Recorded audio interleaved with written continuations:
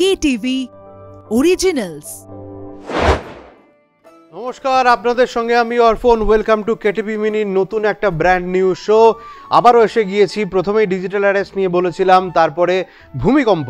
বিপুল সাড়া পেয়েছি, এক কথায় অসংখ্য ধন্যবাদ আপনাদের, বিপুল সাড়া পেয়েছি। আর আজকে তাই নিয়ে আরও একটা ইনফরমেশান আপনাদের দিতে চলে এসেছি, যেটা নিয়ে প্রচুর জল্পনা চলছে। আপনারা প্রচুর রিসার্চ করেছেন, প্রচুর টেক্সট পাঠিয়েছেন, প্রচুর মেলও করেছেন যে এই ধরনের ইনফরমেশনটা সঠিক কিনা আপনারা আমাদের একটুখানি জানান। তো সেই মেলের জবাবেই, সেই প্রশ্নগুলোর জবাবেই আজকের সাবজেক্ট, গুগল পেতে টাকা কাটা হচ্ছে। হ্যাঁ, ঠিকই শুনেছেন, তবে পুরোটা ঠিক নয়। আর একটু বিস্তারিতভাবে আপনাদের অবশ্যই জানা দরকার, কারণ করোনার পর থেকে আমরা প্রত্যেকেই প্রায় বলা যেতে পারে ডিজিটাল লেনদেনে অভ্যস্ত হয়ে গিয়েছি। কখনো গুগল পে, কখনো ফোনপে, কখনো পেটিএম, বিভিন্ন রকমের অ্যাপ আমাদের সামনে এসে গিয়েছে এবং তার মাধ্যমেই আমরা পে করাতে অভ্যস্ত হয়ে গেছি।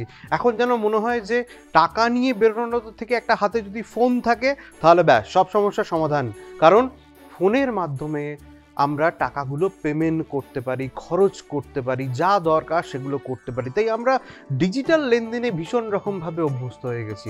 কিন্তু আমাদের কপালে একটা চিন্তার ভাঁজ পড়েছে, সেটা হচ্ছে যে গুগল পেতে নাকি টাকা কাটা হবে। তো এটা সত্যি ঠিক কথা, কিন্তু পুরোপুরিটা ঠিক নয়। আমরা যারা ইউপিআইতে অভ্যস্ত হয়ে গিয়েছি তাদের বোধহয় খুব একটা চিন্তার নেই। একটু কি ঠিকঠাক লাগছে না, মনে হচ্ছে আরেকটু এক্সপ্লেন করলে ভালো হয়। তাহলে আবারও সেই আমাদের গ্রাফিক্সের মাধ্যমে আপনাদের যে প্রপার ইনফরমেশনটা দিই সেটা দেখতে হবে।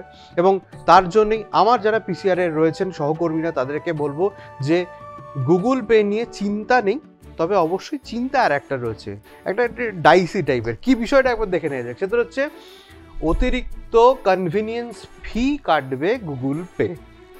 সেটা কি? সেটা হচ্ছে যে কোনো ধরনের বিল পেমেন্টের জন্য ডেবিট ও ক্রেডিট কার্ডের মাধ্যমে লেনদেনের ক্ষেত্রে ধার্য করা হতে পারে এই কনভিনিয়েন্স ফি। এই গ্রাফিক্সটাকে আমি আর একবার পড়ার কথা পড়বো। তার একটাই কারণ, সেটা হচ্ছে ভালো করে শুনুন, বুঝুন কি কারণে কাটছে। সেটা হচ্ছে কনভিনিয়েন্স ফি। কোন কারণের জন্য?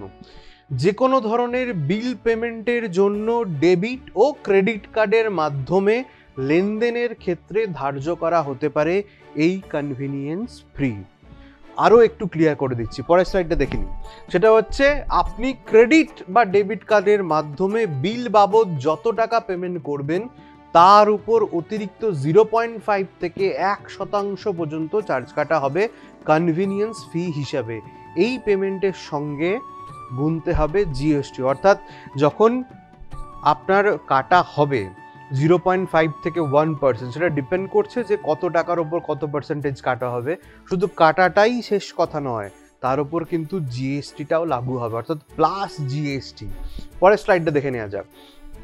আপনি যদি এবার একটু ডিটেলে বলা যাক, মানে 1000 টাকার হিসেব করে যদি বলা যায়, সেটা একবার দেখে নেওয়া যাক, আর একটু ডিটেলিংও করে নেওয়া যাক। সেটা হচ্ছে আপনি যদি গুগল পের মাধ্যমে ক্রেডিট বা ডেবিট কার্ড, বারবার মেনশন করছি, ক্রেডিট বা ডেবিট কার্ড থেকে কাউকে 1000 টাকা পেমেন্ট করেন, তাহলে আপনাকে অতিরিক্ত 5 টাকা বা 10 টাকা দিতে হতে পারে 1000 টাকা। কনভিনিয়েন্স ফি বাবদ এই টাকা কাটবে এই ফিনটেক প্ল্যাটফর্ম। তবে মনে রাখবেন, এর সঙ্গে আপনাকে দিতে হবে জিএসটি। কপালে একটু চাপ বাড়ছে, তাই তো?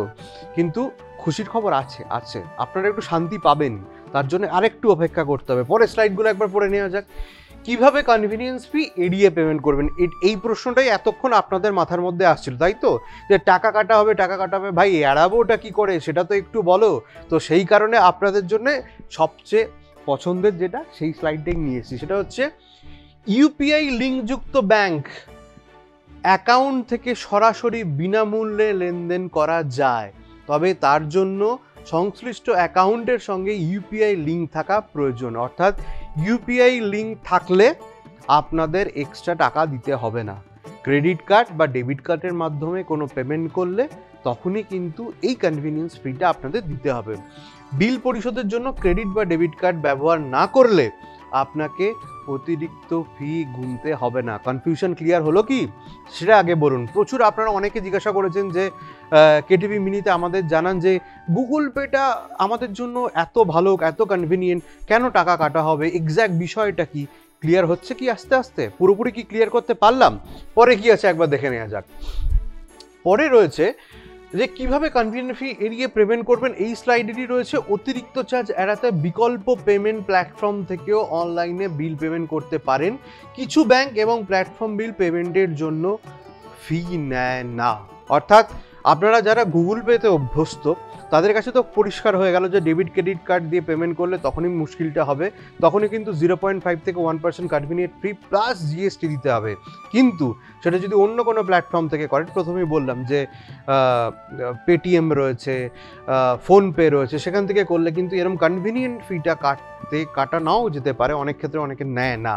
তবে গুগল পের মাধ্যমে যদি আপনি পেমেন্ট করেন তাহলে ডেবিট কার্ড বা ক্রেডিট কার্ডটা এড়িয়ে চলাটাই ভালো। ডিরেক্ট যদি ইউপিআই লিঙ্ক আপ থাকে তাহলে কিন্তু আর কোনো রকম ফি লাগছে না। পরিষ্কার? আর কোনো কনফিউশন রয়েছে? যদি কোনো কনফিউশন থেকে থাকে তাহলে অবশ্যই আরও জানাবেন, আমরা আরও ডিটেলে শো করব।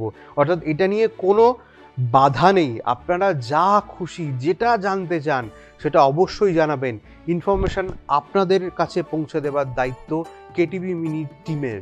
আমরা সেই ইনফরমেশনটা আপনাদের কাছে তুলে ধরবো। অর্থাৎ আমার মনে হয় যে এই শো দেখে অন্তত আপনারা নিশ্চিত যে গুগল পেতে তো পে করা যাবে, কনভিনিয়েন্ট ফি বা টাকা কাটার যে বিষয়টা সেটা থেকে অন্তত ক্লিয়ারেন্স পাওয়া গেল। অর্থাৎ debit card credit card use করলে টাকা কাটা হবে, আর যদি সেটা ইউপিআই লিঙ্ক থাকে তাহলে কিন্তু টাকা কাটার কোনো রকম কোনো সম্ভাবনা নেই।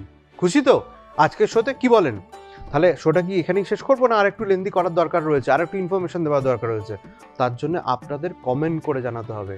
তো আজকে এখানেই শেষ করছি। গুগল পে নিয়ে যে ইনফরমেশনটা আমাদের কাছে আপনারা জানতে চেয়েছিলেন, আশা করি সেটা আপনাদেরকে মানে একদম পরিষ্কারভাবে ক্লিয়ারভাবে আপনাদেরকে জানাতে পারলাম। যদি আরও কোনো রকম কোনো কোয়ারিজ থাকে অবশ্যই মেল কমেন্ট করে জানান। আজকে এখানেই শেষ করছি। খুব ভালো থাকুন, সুস্থ থাকুন, এনজয় করুন, আর অবশ্যই কেটিভি মিনির সঙ্গে থাকুন।